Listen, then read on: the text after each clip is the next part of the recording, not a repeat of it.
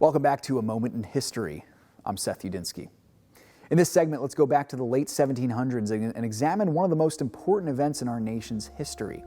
On February 4th, 1789, George Washington, Commander-in-Chief of the Continental Army during the American Revolution, was elected as the first president of the young United States. He would become perhaps the most influential man in American history. The American dollar bill bears his image, and the nation's capital city is named after him. Washington would indeed grow to legendary status as the first political leader of the fledgling United States.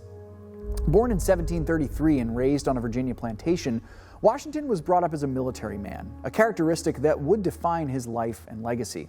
He fought in the French and Indian War as a young man in the 1750s, and several years after the war, he would become a member of the Virginia House of Burgesses.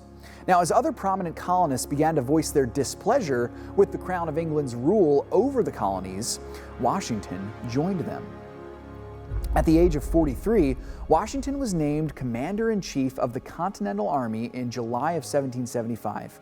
The colonies were going to war against Great Britain, the most powerful empire in the world. For the next 8 years, Washington brilliantly led a smaller, less experienced, and less disciplined army against the mighty British forces to one of the most shocking military upsets in world history. The British formally surrendered at the Treaty of Paris in 1783, and the colonies were now a free nation of states. The United States of America was born.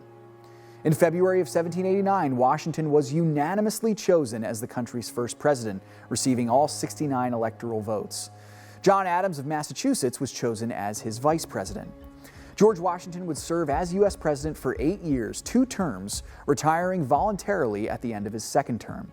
He returned to his Mount Vernon estate on the Potomac in Virginia and died in 1799 at the age of 67. Thanks so much for joining me once again for A Moment in History. If you enjoyed this video, remember to like and subscribe. And if you want us to cover one of your favorite moments in history, you can tell us in the comments. Now stay tuned for some new content.